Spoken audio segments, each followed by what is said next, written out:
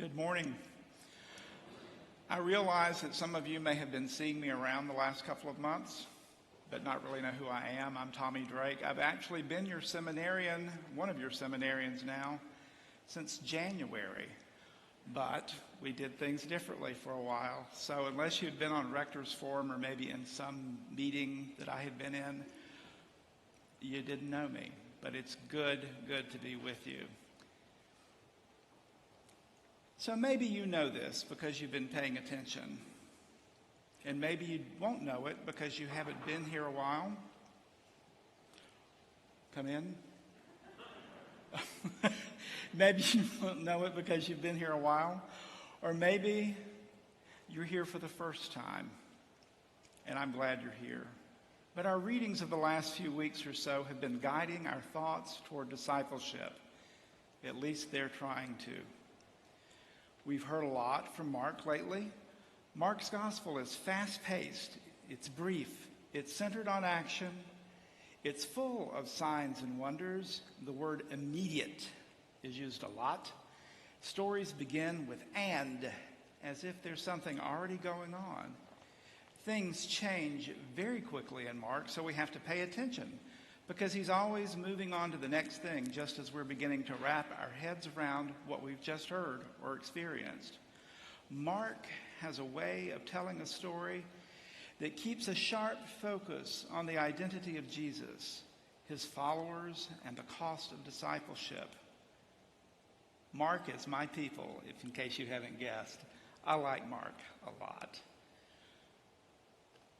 We've already heard some incredible healing stories. As we've been reading, we've learned of more than one spat among the disciples over who is to be the greatest.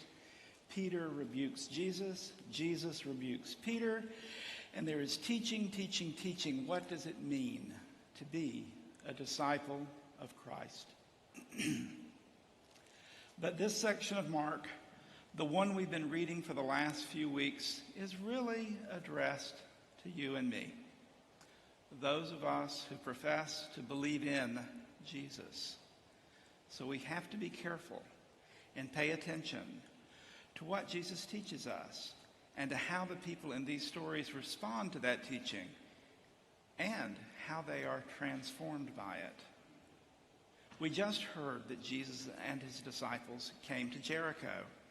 The very next sentence has them leaving Jericho. Remember, I told you things are going to happen quick around here.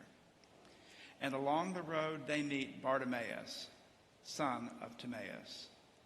Bartimaeus is blind. This we know. We can assume that because he is blind, he's out there on the fringes of society. Someone I would call, and you might mention, as a liminal character. And because of his blindness, it is unlikely that he would have a job, a home, or much of a family life. In those days, people like Bartimaeus would have no household, no means of support, no meaningful engagement in community, and worst of all, he would be unable to fulfill the obligations of his religious life, which even more put him at the edges as well. There were probably even those around Bartimaeus that believed that his physical blindness was literally due to some personal sin that he had committed. Again, he is at the threshold of society. He is on the outskirts of Jericho, the edge of the road, outside of the economy, literally outside of the light. So Bartimaeus does what any person in that time and place and of that condition would do. He sat along the road and begged for sustenance. But he had heard that Jesus of Nazareth was passing through Jericho. Jesus' reputation as a healer of the sick, a restorer of wholeness, a worker of wonders, had no doubt preceded him. There was even an earlier account of Jesus healing another blind man. Likely Bartimaeus heard of that. And maybe this was his chance to be healed. But the crowd is passing Bartimaeus by. Jesus is in there somewhere. Bartimaeus can hear the excited crowd talking, sense their motion, but being unable to see Jesus, he calls out to him using a title that not only recognizes who Jesus is, but what Jesus is. Jesus, Son of David, have mercy on me. This is the first time that the title Son of David is applied to Jesus. So it seems to me that at this point, Bartimaeus knew something about Jesus. He certainly knew enough, in fact, that he used messianic language to address Jesus. He knew enough to call out to Jesus. He believed in Jesus enough to call on Jesus for mercy. But remember, Bartimaeus is on the fringes of society. And the crowd that had gathered along the road to watch the procession probably felt that a man like Bartimaeus had no right to address Jesus so directly. And so, they silenced him. Now, Jesus has already spoken to us about the risk of putting obstacles in the path of others. And here it is, a literal obstacle in the form of a crowd. And this just galvanizes Bartimaeus. And so he calls out again. This time we are told even more loudly, Jesus, Son of David, have mercy on me. Jesus stops walking. But notice that Jesus does not respond to Bartimaeus directly. Instead, he addresses that crowd that's been a barrier between him and Bartimaeus. And he tells the crowd and he tells his disciples, call him over to me. And suddenly, they're encouraging Bartimaeus to find his way to Jesus. Bartimaeus does not stand up, neatly fold his cloak, politely hand it to the person next to him, and say, would you hold this for me? No. In his excitement, he throws off his cloak, he springs up, and he runs to Jesus. And Jesus asks the same question of Bartimaeus that he had asked of James and John. What is it that you want me to do for you? James and John, as you'll remember, incredibly asked for positions of honor at the right and left hand of Jesus in all Christ's glory. Bartimaeus asks for his sight back. My teacher, let me see again. My teacher, let me see again.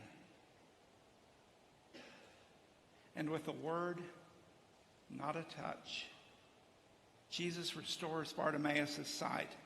Go. Your faith has made you well. Not the touch of a hand, just a word. Because in this story, the word is the medicine that restores sight. In a rather unusual twist and a different response to healing than we're used to hearing, our friend Bartimaeus does not just go. He follows.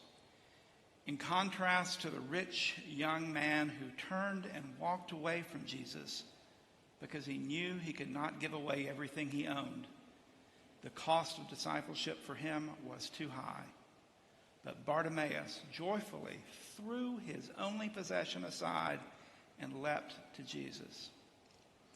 So complete was his transformation from this one encounter. I like to think of this as the moment when Bartimaeus went from believing in Jesus to believing Jesus. There's a difference in believing in something and believing someone. Sit with that for a minute.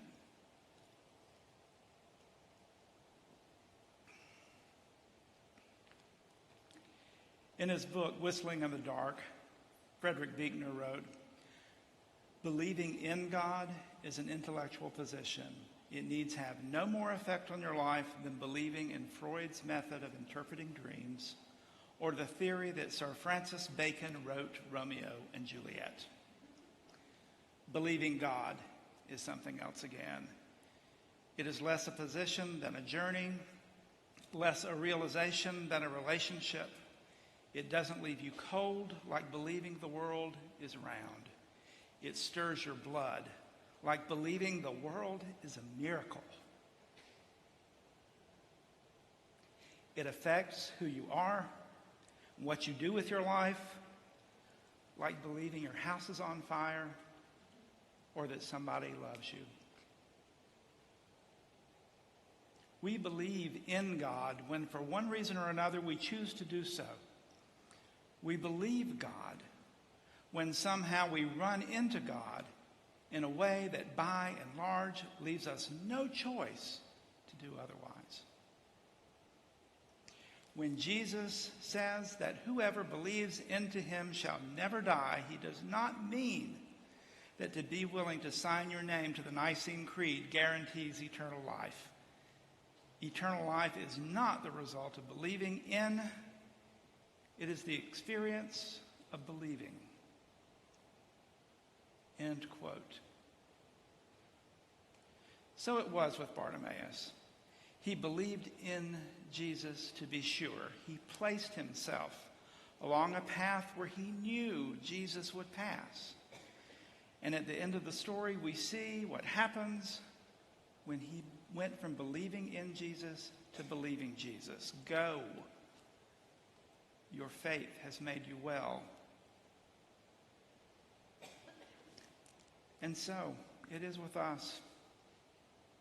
Because today, whether you hear a story of a healing miracle, a call to follow Christ, a command to care for the marginalized, an admonishment not to impair others in their search for Christ, or an allegory about poverty of spirit and a return to wholeness, Jesus' word is healing.